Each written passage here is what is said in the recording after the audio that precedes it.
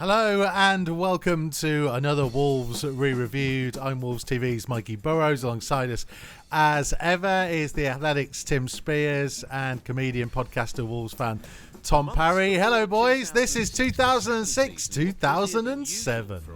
Here we go. Looking forward to this one, actually. Good theme tune. I think it sort of echoed the music of the time, really. It was very Kasabian-y. I was going to say that. Some classic mid-noughties indie landfill music, wasn't it? Indie landfill. Like every band sounded exactly like that. Really epitomises the time. Takes you back to Blast Off, doesn't it? That's what it does. It does. An excuse to go back to that place. This is like the heyday of Blast Off kind of time. That's what we're talking about here. We might have missed it from talking about Blast Off, but the voiceover immediately got Mick's most famous quote wrong about what did he say? Said MM stands for Mick McCarthy, not Merlin the Magician. The voiceover said Mick's Magicians. What? Well, I noticed the title of the review was called Magicians a few shots ago. Do you think like they thought like, oh yeah, let's call it Magicians and then just manipulate it? No one will notice. Might be right. I'll tell you what, you wouldn't get that on a Mikey Burrows season review commentary. Well, He takes the script, he puts his own personal touches on it, and he makes sure things are right. This is long before my time. I mean, if I was involved in this one, I'd be saying, why are we focusing on Craig Davis for 10 Craig Davis. Who's Gulherm Craig Finkler? Davis. Oh, Gilherm. He was, that was very exciting. They got him on trial from Brazil, which is the most, I think maybe Mick was trying to reinvent himself early on. And he was like, what's the most un-Mick McCarthy signing imaginable? A Brazilian number 10. And he came in and did absolutely nothing and then left. How many games did he play, do you reckon? I don't think he played for the first team, I think he only played a reserve game or a few from memory. I mean, like, you say Mick McCarthy trying to reinvent himself, but that's Jamie Clapham up there. That's Jamie Clapham. Yeah, and he's like, Jamie Clapham, Gary Breen. This is the kind of level. I'm really looking forward to seeing this though, because such a sort of tumultuous time for the club initially. Glenn Hoddle had resigned on the day of England versus Portugal World Cup quarter final, about 3-4 weeks before the start of the season, and then Mick McCarthy came in with no money to spend. I mean, this was Sir Jack in his last year or two at the club, and he'd completely given up on spending any money. So they had loads of academy kids come through. I think you saw Kevin O'Connor in that game before, Daniel Jones. I'm sure we'll see a lot more in the next few minutes. And and signed a lot of players on the cheap, like Craig Davis, Jay Bothroyd, and others. So it was really different to what Wolves have been used to. And we just lost a lot of our kind of big money. Oh, hello. We'd lost Incy and Irwin and all that kind of lot. God, haven't they? Darren Anderton, I'd forgotten Darren Anderton. Absolutely, Kenny Miller, Solky Hyun, remember him? Bloody hell, yeah. They'd all gone that summer, I think. And in fact, I think Ince was quite close to getting the manager's job. Actually, he definitely interviewed for it. Here we go. A little too far. He's taken it a little too far by punching him in the face. The referee, Trevor Kettle, is on the Carl spot, Court was one of the last of the big money guys to remain. And there's Carl Henry there. I think he joined for 30 grand from Stoke a few weeks earlier. Wolves will have to play nearly an hour with who else was new? Has Kitely in yet? Kitely comes in. Joins on loan first, didn't he? Yeah, in November. Yeah, who else was signed, Mikey? You must have the stats in front of you. Transfers, permanent transfers, was Gary Breen, Jay Bothroyd, Jamie Clapham, Carl Henry, Jamal Johnson, Charlie Mulgrew, and then in the January comes in Mackinder, Kitely, Collins, Ward, Potter, and Keogh. Graft in a nutshell. Out, all on free transfers or released.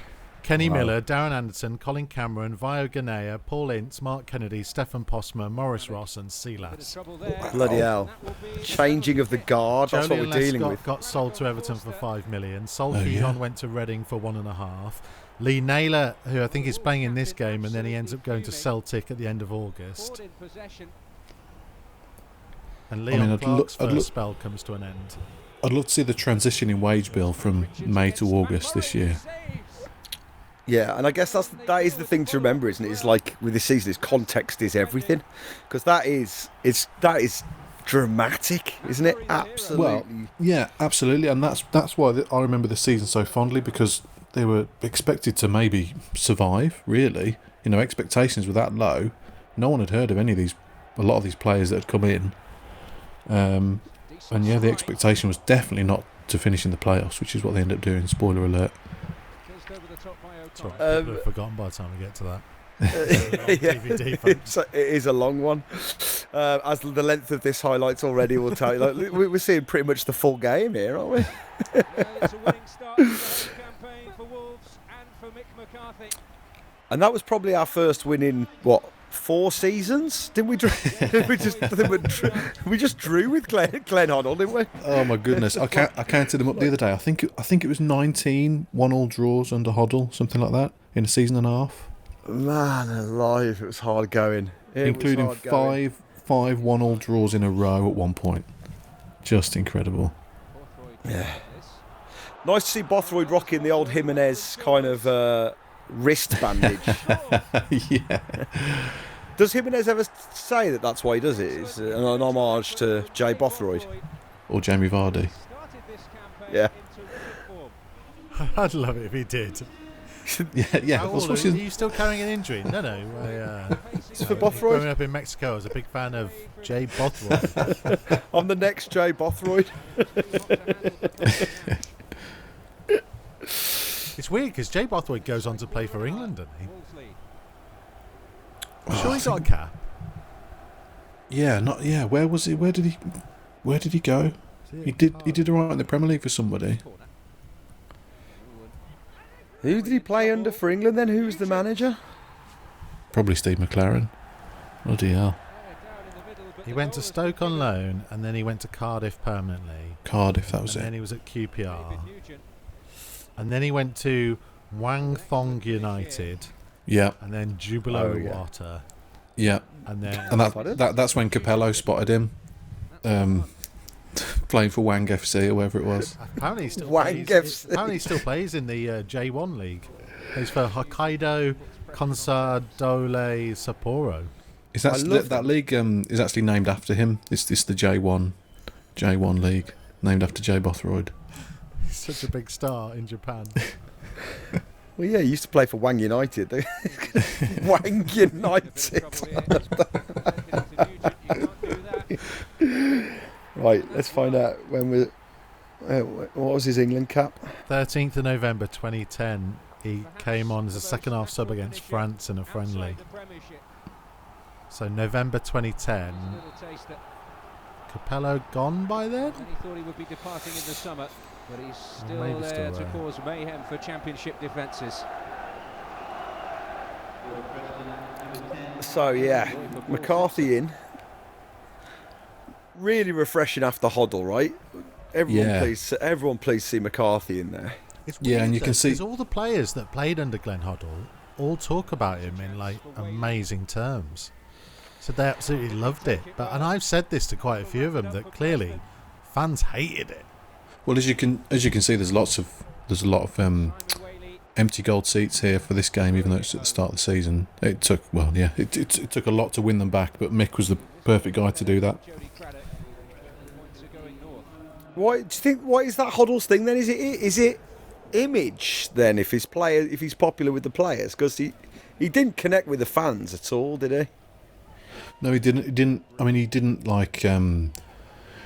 really take on Wolverhampton as a city, did he? To heart, you didn't really see him out in the community and things like that. And he didn't really make much of an effort to connect with the fans either, I don't think. No. Whereas Mick was the opposite. Top man. We need to have our customary chat about kits. Kit analysis, I know. Well, because this is an interesting away kit here with the blue on the sleeves. I was just trying to work out how I feel about it. It's like a navy rather than a black. Yeah, and here's Mick to tell us what he thinks about it. The away strip had a gold trim. And there's his change of outfit in the background, hanging on a coat hanger. What the hell? I'm not a massive fan of this season's home strip, I must admit. I think it's the gold band coming off the collar that I can't quite get on board with. It's very gold. Oof. What do you make of the Wolves branded rugby shirts that Mick McCarthy is sporting here? If anyone can pull off a rugby shirt with a Wolves pad on it, it's Mick McCarthy, isn't it? It's a good look for him, this is. Are you a fan of this season's strip then, Tim? Yes, I thought the sponsor was quite nice. I thought Chaucer kind of blended nicely into the kit. But there's a bit too much sleeve action going on, I think. What? Yeah, sleeve action. You heard. Burrows, have you got a problem with sleeve action? I just know. What sleeve action? What, that you don't like sleeves? I don't like a busy tank tops. I don't like a busy sleeve. I like a smooth, quiet sleeve, really. I don't think like attention should be drawn to the shoulders unnecessarily. It's such a random thing to be annoyed at. And yet it's such a football fan thing to say. Like, oh, I mean, look, there's nothing actually on the sleeves. No, it's more the away kit where the sleeves are too busy. It's quite nice piping here. I don't mind that. I'm not sure about. I'm not a fan of the piping. It's the collar and the thing that goes over the sleeves. Burrows started really well. I was going to say that. So Jamal Johnson's he's American, wasn't he? Yes, of course, yeah. Which is always like a novelty. I'm sure it's less now, but when you get an American player over here, you always think, bloody hell, that's weird. Yeah, but no, still now, really. Do you remember that? Was it Kobe Jones, the guy with the sort of dreadlocks? Yeah. Like Roy Wegerle, people like that. It's hard. Canadian, I think. Same thing, mate. Come on. It's really hard to take a North American seriously as a professional footballer. Yeah. Yeah, I mean, Tom Parry, and not necessarily. No, but they call it the wrong name for a start. You're already on a bad footing when you're calling it soccer. They just don't sound like they know what they're talking about. I'm not saying they do. Yes, obviously, of course they do. But right. They sound like they don't. They sound like they're just giving it a go, and that's not their fault. It sounds stupid. Yeah. Yeah, I'm sure it's the same. You know, if you stick an Englishman in the NBA, it's going to be a very similar kettle of fish. But like, it's just like that's just how it is.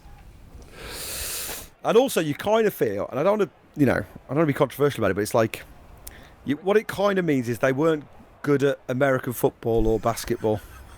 Yeah, do you know what I mean? They failed. So it's like, even though you are a professional footballer and you're being so much more successful than I will ever be, it still feels like you're not that good at sport. Because if you were, you'd be in America playing one of your sports.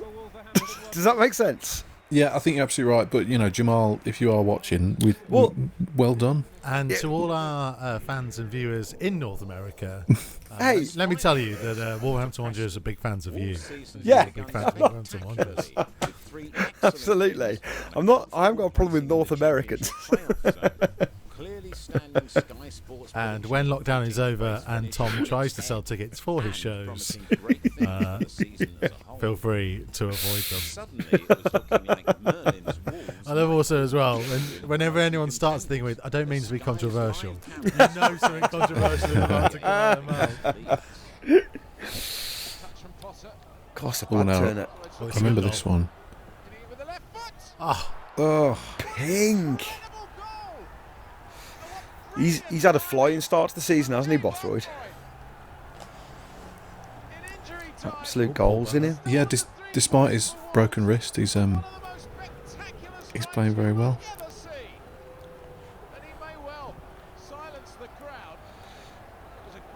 Look at that poor turn out at Ellen Road as well. Bloody hell. It's a bad era for Leeds, though, isn't it? Yeah. In fact, do they get relegated? Or have they just come back up? Just look at how cleanly he hits the ball with absolute perfect technique. Body Stays hit. Oh. Leeds keeper had no chance at all. Look at Mick McCarthy. Some celebrations on the Oh, Rob Edwards loved it. Ipswich game was terrific. First win. But the Leeds game, but Alan Norton. I'm pretty sure, by the way, that is what used to be the boardroom at the training ground, and is now the coach's office for all Nuno's staff. It's good room knowledge. Good room knowledge. That's why I'm here. Have they still got the branded table in the middle of the room? Yeah, it's got all computers around it. Involved in a game where someone's hit the ball from so far and it's gone right into the top corner, and in the last minute as well. Rob Edwards, a good example of someone getting more handsome as they get older, I think. He's so handsome now, got some isn't stick for that, actually. I can't remember who refers to him as Handsome Rob. You're like someone who's really grown into their looks.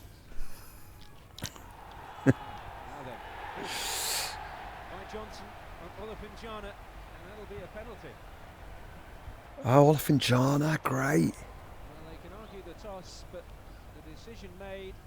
Yeah, the cleverest footballer in history, I think, Olafinjana. He's got 3 degrees, including one in chemical engineering. I mean,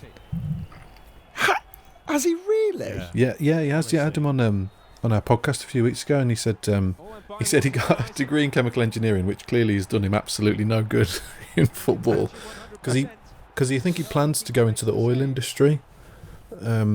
So apparently that might be useful. So, but yeah, he's since got a couple of football-related degrees in like sporting directorship, I think. So what's he up to now then? He's after the loans, doesn't he, for Wolves? Yeah, he's Wolves' loans manager, which makes you feel like he's in finance, but he's actually looks after the loan players. I'll contact him to see if we can give him some money to get through lockdown. Lupoli doing the damage. Superb run. And Howard with a simple job. He's also one of the most nicest people you will ever meet, Shea Olafinjana. He's a great player. Really good player. He played in a couple of staff games. Paul Lambert used to organise massive staff matches at the training ground, where you'd have almost 20 aside. And a couple of people that I know that played in it said that Shea basically still could play now. Just in incredible shape, and just the way that he just absolutely bossed the games. Yeah. People literally bouncing off him. Did you not get the invite to the staff? No way, I could have lasted 2 minutes of that.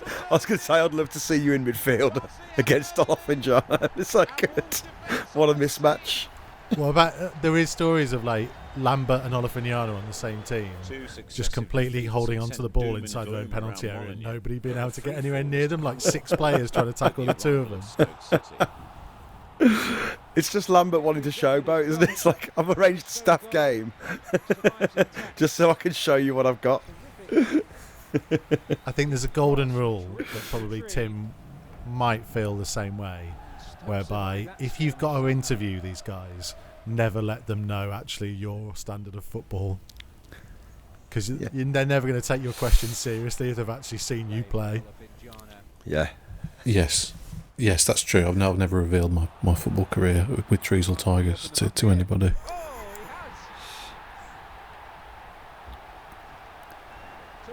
The only time I've been involved where my professional life and football has come into contact with each other was at the Edinburgh Festival about 10 years ago.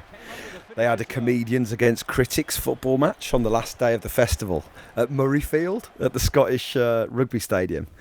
And our captain was John Bishop, right? And it was just before John kind of got really big. And he was the team captain. And he's decent, really decent footballer, he does soccer aid and stuff now. It was for charity, and he came over to us. We were in a huddle. And he came over to us and he went, all right, lads, well, it's for charity, but I'll just say this. those bastards have been having a go at us all festival, giving us terrible reviews. So go out there, get over the ball, and break their legs. It's like, bloody hell, John. He'd had really good reviews as well. I don't know why he's so angry. The only, I think the only public display of my football ability was that, you know, remember the 24-hour penalty shootout for Cardiff Keamy? Yeah, I did that. Yeah. Yeah, and like, because I was on the Expression Star at the time, and they wanted to get me down to do it, and I was like, oh god, I was like, I'm not going down at a peak time when there's a bit of a crowd. So I was going out that night. I think it was a Friday night.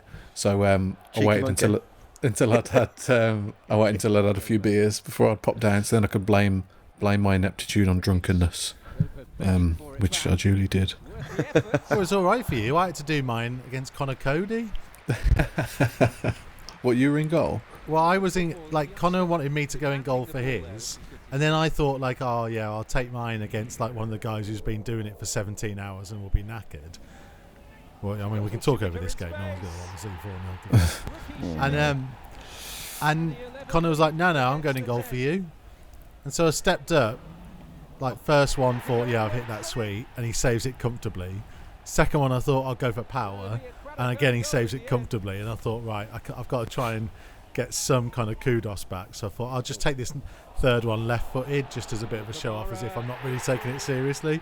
And it pinged in the bottom corner, and honestly, I was so happy. That's pretty good going, beating a professional footballer with your weaker foot. I think. Or are you left-footed? Is that what it is? You've been using the wrong foot all this time. I think he went easy on me and just let me have one. Month for Wolves, with defeats either side of an inspirational performance against Midlands rivals Stoke City and the victory at Ellen Road. That's not really a very good start, is it? They don't score many goals, this team. I think that Stoke game was the first time they've scored more than once in a match this season. They were very much on 4-4-2, defend, grind out a result, don't score many goals. Classic Mick McCarthy. Yeah.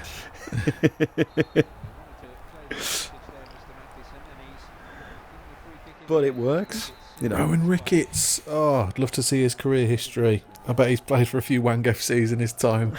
He's had like 20 clubs, hasn't he? He's gone on like a ridiculous journey around the world.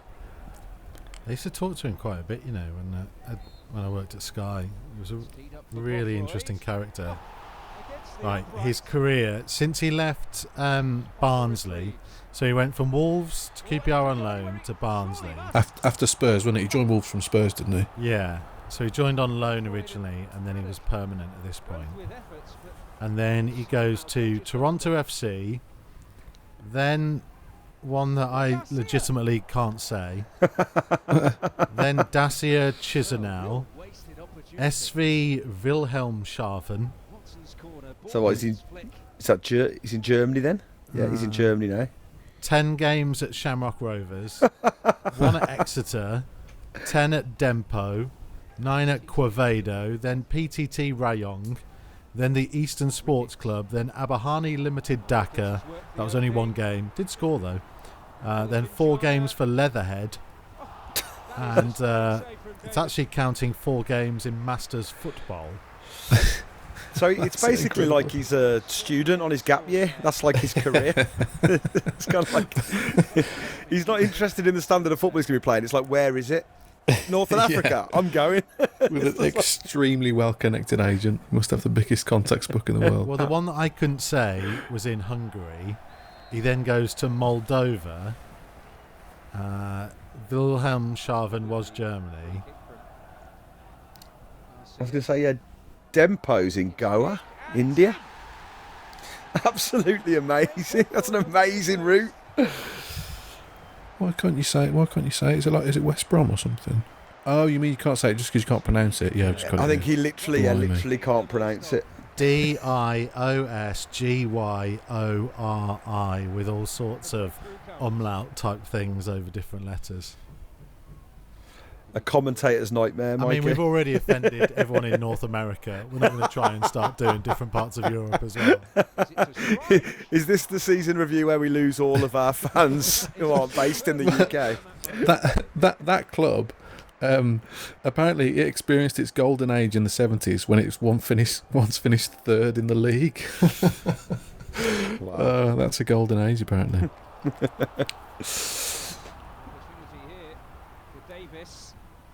Well, that's an idea for Wolves TV then, like a travel log around the world with Rowan Ricketts.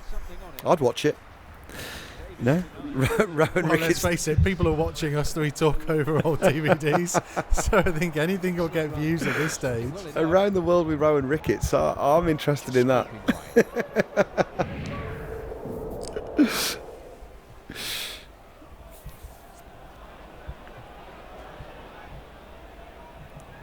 Now Tab moving on to this. Seems to be like a lot of unnecessary highlights in this DVD. So Yeah, J-Tab sticking a 30-yarder a fair bit wide. It's not really the highlight of the season, is it? No, there's a smacks of someone who's like, well, yeah, we know the result of this match, and it's weird that they're showing, Here we go. Jamal Johnson out to prove me wrong about North American footballers.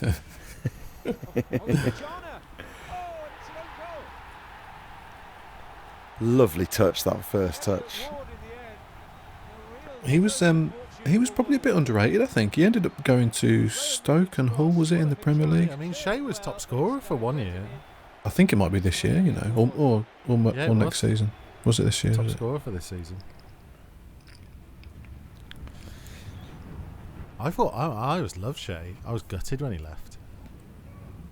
I think there was a bit of a perception that he should have done more than he did because of his attributes. But really, I mean, he was really solid performer week after week.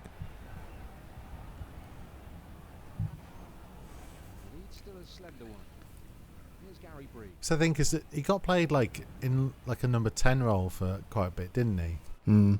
And you kind of look at him and go, he's not like the natural number 10. He's not like a flair player. Yeah.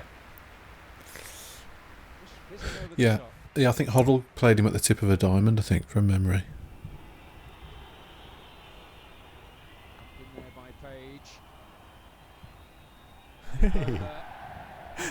that made the highlights. That made the DVD.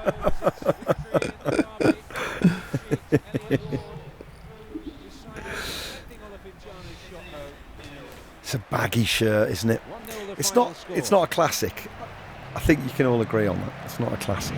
It's very low cut. Mick McCarthy's, to me, he's a top class manager, and I've thoroughly enjoyed working under him this season. Not just him, his assistant Ian Evans, and also Terry Connor, Bobby Mims, all the coaching staff here. They're absolutely top class. Terry Connor is not from the manager or as a player. You want the manager to be sort of honest with you and tell you how it is, and I think everybody knows that about the manager, Mick McCarthy. He tells you black is black and white is white, and he treats everybody the same, whether you cost £1 or £10 million. I think he's top class. I've thoroughly enjoyed working under him, and I think we've shown. He's a great manager. He tells you black is black and white is white. He knows all the colours. It's great. The atmosphere in the camp is top class. So he once pointed out a rainbow to me. Went through it in great detail.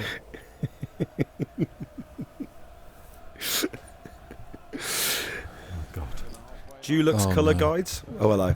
I mean, look, what we should say about this season is it's a really bad season for us playing the baggies, isn't it? Oh, God.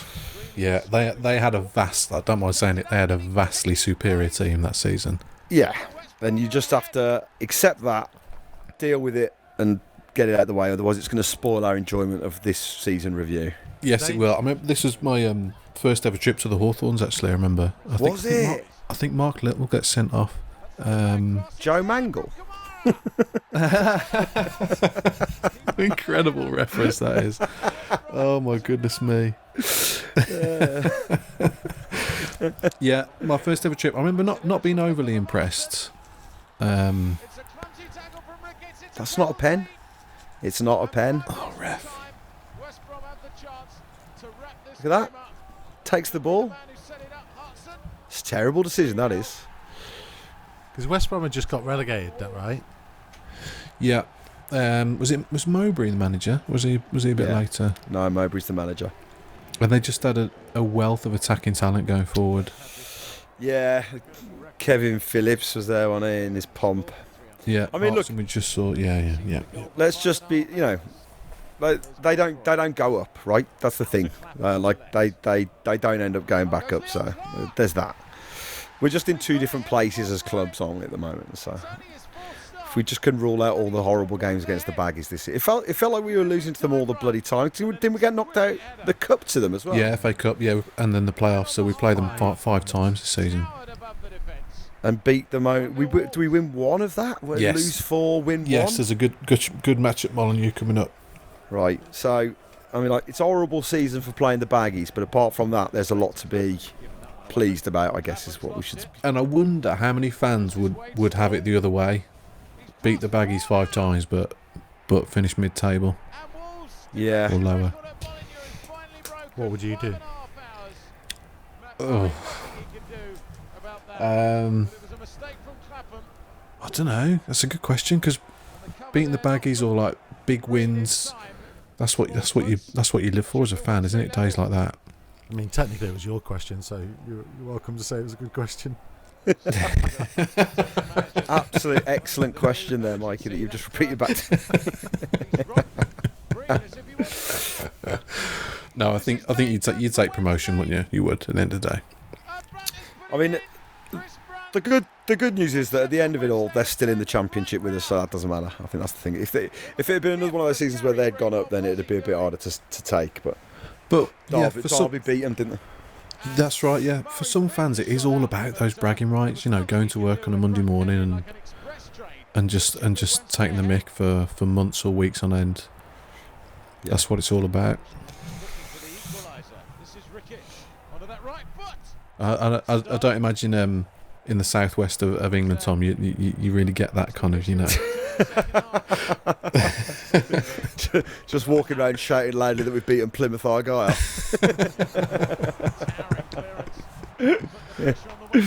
Where would you have been at this point, by the way?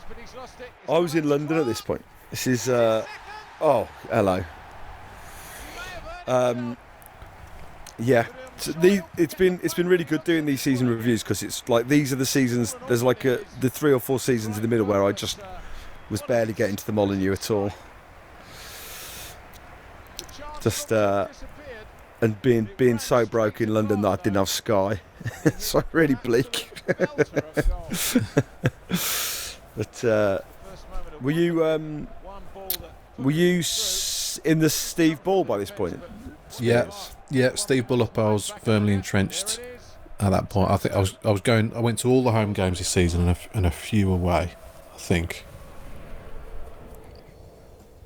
See, I remember working in Milton Keynes at this point, so I don't remember much of this season at all. I remember going to Sunderland away. I think that might be later in the season, and a lot of people were dressing up as wizards. Like Merlin the Magician, kind of. Yeah, which is one of the most peculiar sights you'll ever see at a football ground. Oh wow! Wowee! That's a great goal. Gareth Bale there. Very young Gareth Bale. Sean Wright Phillips, Gareth Bale. Bradley Wright Phillips. Oh, Bradley Wright Phillips. Massive for the New York Red Bulls. If there's any American fans still listening. Yeah, which there won't be. Got no problem with North American fans, just the players.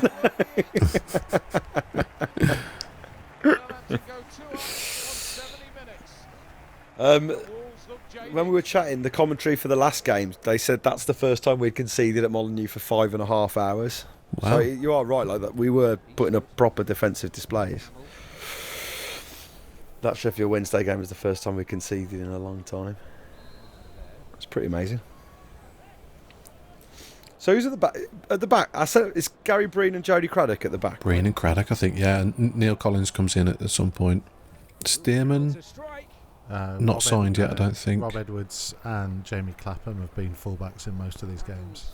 Yeah, and then they got Mark Little from the academy, Daniel Jones as well, young left back who played a little bit. Yeah, there's a lot of unfamiliar names in this squad. We spotted Lewis Goburn a couple of games ago. He didn't play too often. Leon Clark takes advantage of the slip by the goalkeeper.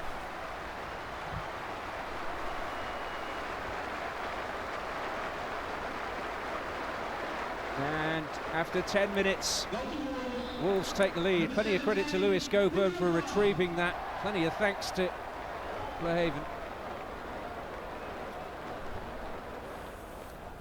There's also some absolutely rubbish teams in this league as well.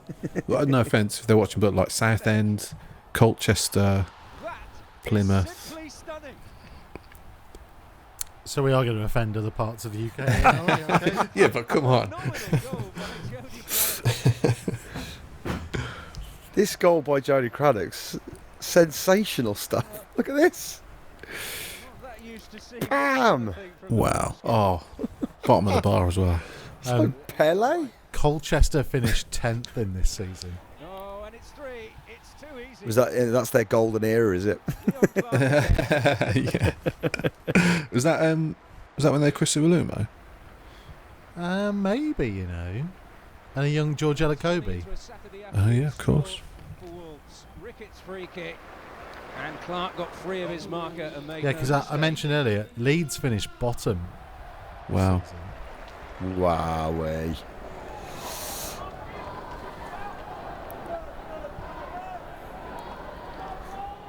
Yeah, like you.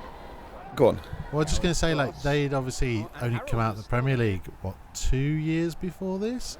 Yeah. Wolves had only come out at the same time. Well, that's it. And you look at our squad, you kind of go on paper, the state of our squad at the start of this season, you do think that could have been us. You know, like when you look at it, you kind of go, we had such little, barely any money, not much of a squad at all. We're patching it together, and yet, what a season we managed to have. Superb, really. Yeah, full credit to Mick. Did a fantastic job. Thing is, you mentioned the squad, though. They do have, arguably, in my view, the best goalkeeper outside the Premier League at this point. Yeah, this was, This. So I think he had 2 seasons off at this point. I think because or maybe 3. I think he came in during the promotion season 02-03. He missed the Premier League season, and then I'm pretty sure he missed the next 2 seasons as well. Mikey, you might know. And then this is the only other real season that he has, full season in goal, before he retires a few years later. And he's Player of the Year this year. Yeah. Oh, he was unbelievable. He won games on his own at times. The Albion game, which we've mentioned and comes up later, I mean, he was just unbeatable, literally. Very, very soft the pitch there. It's Elliott's goal. I mean, he should have saved that. But, apart from that, he was... Commentator's kiss of death there on that one. Camera work has got... quality's got shocking. That is a wonder goal. Typical Blues. Sent over a beat up old videotape. They get promoted this year, don't they? Yeah. Yeah, they had a good team as well, yeah. Remember, did they have Nicholas Bentner on loan? Nicholas Bentner from Arsenal. Yes, I think so, yeah. Didn't they take like 3 on loan from Arsenal? Seb Larson, Yeah. Fabrice Miranda. That's Bruno and Gotti. It'll come to Craddock. And the captain has Craddock's the on equaliser. fire. And Jody Craddock, who's had such a superb game here today, is the right man to be putting Wolves level. With Bloody just love Jody 20 Craddock. minutes to go, they may feel they can win it. It was a wonderful corner, lovely flick on, but look at this captain's goal. Wolves are level. Captain's goal. I don't know what that means really, but it sort of makes sense when he says it. I don't know, maybe like a powerful header. Absolutely. against Wolves. It's not quite a compliment, but it's like there's a lot of feeling behind it. Yeah, yeah, but you never hear them say a captain's goal when it isn't scored by a captain. You know? Yeah. Like Jamal Johnson sticks in a powerful header. Oh, that's a captain's goal. Why would it be a captain's goal if it wasn't scored by... Oh, God, what was that? No, because it's saying it's captain-esque in its attributes, as in powerful, strong, determined. Well, like important moment, stepped up late in a derby. Exactly. Yeah. But it doesn't necessarily... That's what we're saying, is can you score a captain's goal unless you're a captain? It's a philosophical point. I mean, this... Oh, Jamie. I remember this game, by the way. I think they've just said it. It was Mick and Roy Keane's first meeting since the World Cup blowout. Amazing. Did they shake hands? Yeah, I think they did. Yeah, I think they'd all moved on by that point. It was quite a few years earlier. And you know, Roy Keane is not one to hold a grudge, is he? He's very forgiving. That would have been, 3 and 4 for Jody at this point. Yeah, I know. Yeah, and what a volley as well. Yeah. What a hit. We don't even need VAR. We just want a bit of goal line technology, that's all, yeah. VAR. The game's not gone. It's about time someone brought in some video technology. What a goal. What a goal from the North American. What? Touchdown. What a goal. Bloody hell, that is a strike, that is.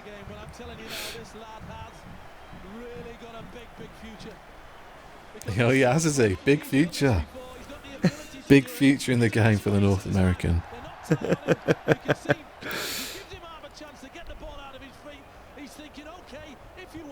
Wow, hey. What happened to him, Mikey? Did he go to MK Dons? Yeah, he came to MK Dons for a season or so. Did pretty well actually. He was part of Di Matteo's team that lost in the playoff semi-finals. And then I left, so I didn't see what happened to him after that. No, right. I left, so I don't care.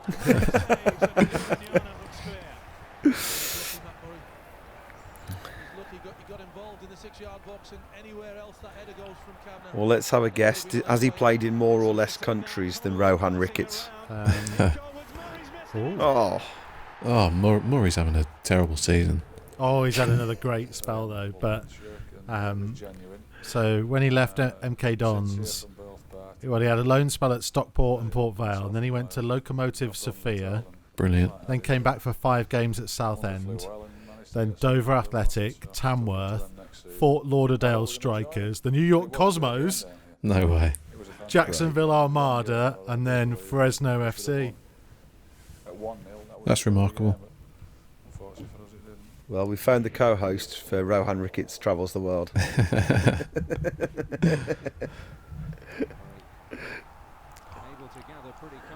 Matt Murray will talk to you about the fact that he's so much better throwing than he is kicking. Yeah. Yes. Do you know, I was speaking to someone about this literally a couple of hours ago. Did when his kicking was admittedly rubbish this season, was that in relation to previous injuries? I think he's just rubbish at kicking. Oh, right, okay. but he was capable of throwing it over the halfway line. So yeah, it's insane, isn't it? They just said to him, just throw it instead because he's far more accurate with it.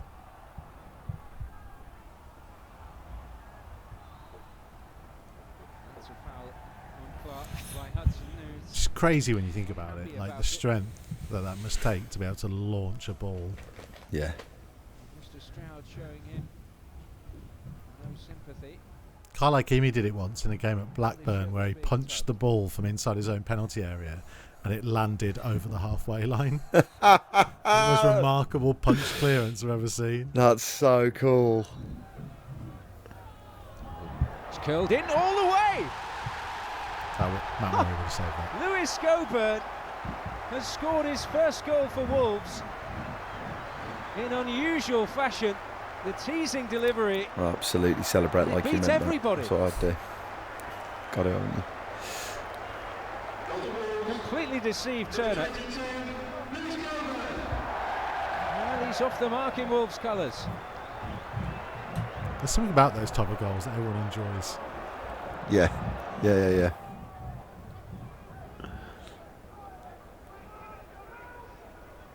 Shefki Kuchi, Friedman! Oh, Well, Dougie he's come Friedman. back to haunt his Dougie former club, is. and he may well have stolen a point for them. That's not quite not celebrating either, is it? Yeah. That's kind of like right on the line. You can't accuse him of celebrating, but he wasn't not celebrating. Do you know what I mean? From a playoff position to 13th, something that manager Mick McCarthy urgently needed to address before the Christmas period. Close league though. Look at that. Everyone's bunched up. -5 goal difference. Against United.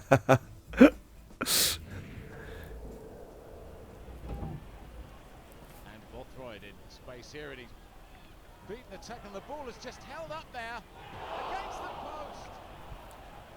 How unlucky can you get? A fabulous run by Bothroyd. Look at the spin on this. The ball seemed to spin in. What a goal. The keeper absolutely beaten. I think he could do. Craddock! Jody. Jody Craddock! Oh, That looks a great goal. He's injured as he's gone down for it. A really brave header. Got absolutely whacked, didn't he? Yeah, I bet any excuse to put a bandage on though. Bloody loved a bandage, that guy. I actually know. Do you know the story of this? He woke up in the ambulance, and the first thing he said was, "Did I score?"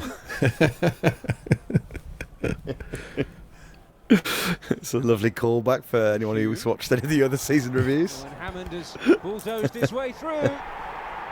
And bulldozed his way through to devastating effect.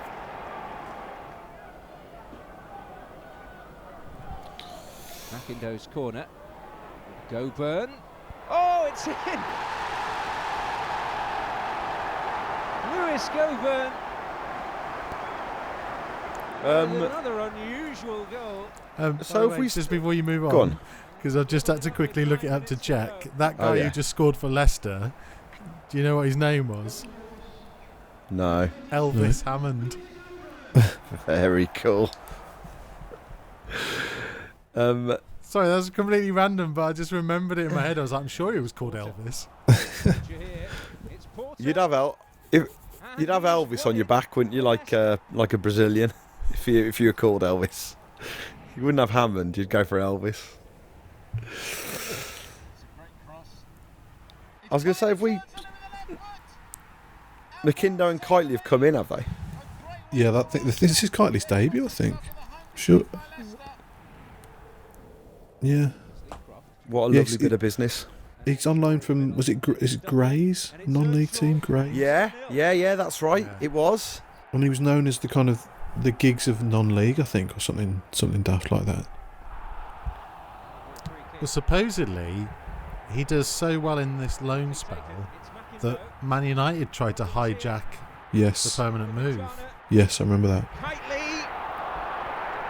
Henry will shoot, and Henry will score. Carl Henry. Blimey. And what, he turned United down? Yeah, apparently he said because he'd already committed to Wolves. What? He said that Mick McCarthy had been really good to him, given him the opportunity. Obviously, he knew like he wouldn't really play at Man United, so he was like, I'll back myself to get there eventually. That's amazing. That's why it slightly annoys me sometimes when, because of what happened in a couple of years' time, when some fans are a bit critical of him. And you go, like, if he was that kind of character, he wouldn't have been at Wolves in the first place. Yeah. Yeah, that's true. Yeah, I always feel like he gets a little bit of unfair stick, really. A spectacular goal from the former Albion man. I see.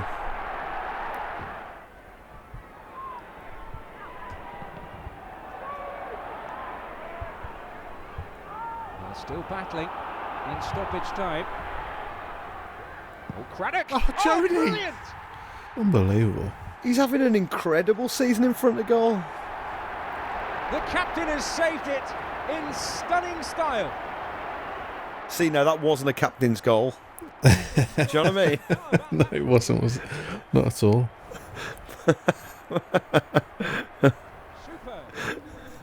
Mikey's not on board with this captain's goal chat at all. He's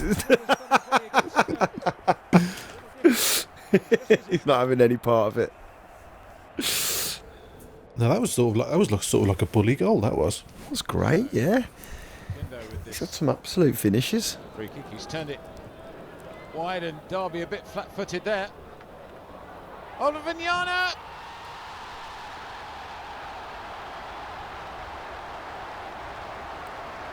He got up brilliantly, and the keeper wrong-footed as Wolves take the lead. Still level gold. Yeah, I'm not a fan of that. I don't know about the shorts though. Here, it's a very like it's already quite a gold top. That it's a very gold effort. Oh, there we go. It's a wonderful win. It's a great goal, that is, isn't it? he was so enthusiastic. Yeah. He just sort of embodied this team really. Young and hungry. So keen, loads of quality. Just loving playing for the club. The academy dinner, and I just signed Michael Kite. Absolutely. Let me just tell you, everybody was. Well, and with the arrival of Michael Kitely, this feels like a good moment to take a pause and reflect on where we've been. Yes, let's reflect. And maybe take a day to do that. Okay, I'm going to have a good long think. And then everyone reconvene tomorrow night for part 2. I mean, the fans love him, and he's got at teams. He's been direct. He's scored crucial goals, and every time he gets a ball, you can see the sort of expectation when he gets it because he knows he's going to do something exciting.